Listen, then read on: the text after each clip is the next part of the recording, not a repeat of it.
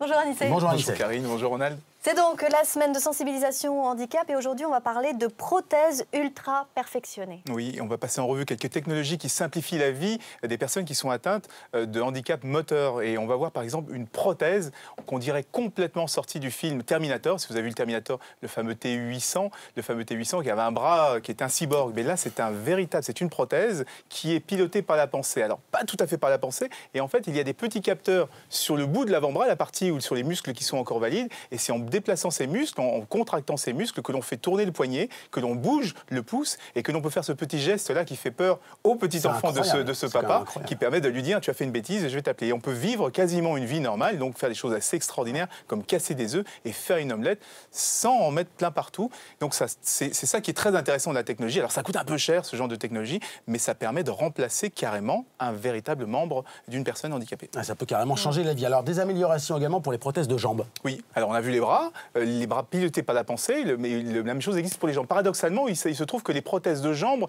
c'est ni plus ni moins que des jambes de bois un peu perfectionnées. Là, on a des nouvelles versions qui sont capables, par la pensée, alors toujours de la même façon, il y a des capteurs au niveau du genou qui sont capables comme ça de tourner, d'actionner la cheville ou d'actionner le genou de façon indépendante et donc de monter et de descendre des escaliers, ce qui est extrêmement difficile avec une jambe de bois. Et l'ingénieur qui teste en ce moment cette jambe relève un défi, c'est de monter 103 des 108 étages d'un immeuble, d'un gratte-ciel de Chicago pour montrer que c'est possible. Alors la prothèse coûte quand même 8 millions d'euros, mais les prix baissent et on espère que ce genre de choses sera accessible à tous les handicapés.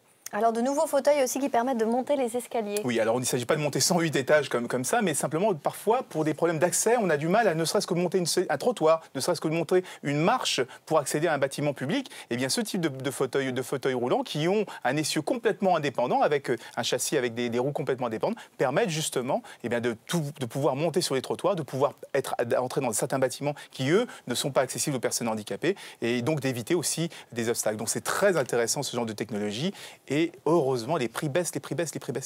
Et puis une autre bonne nouvelle, on va enfin moins se fatiguer avec les fauteuils roulants, comme on dit, classiques. Classique. Alors là, on a vu des technologies qui sont assez perfectionnées, qui sont un peu élitistes. Sur les fauteuils roulants classiques, on a installé une technologie qu'on utilise aujourd'hui sur les vélos assistés, vous savez, avec assistance avec un moteur électrique. Ça coûte pas très cher, on met ça sur n'importe quel fauteuil roulant et on peut comme ça monter facilement quelques rampes sans avoir besoin de se fatiguer énormément les bras. Et donc c'est très intéressant parce qu'on a vu que les prix baissent pour les prothèses très perfectionnées, mais il y a des petites astuces comme celle-ci qui permettent pour quelques milliers d'euros d'avoir un fauteuil roulant qui est quand même beaucoup plus confortable.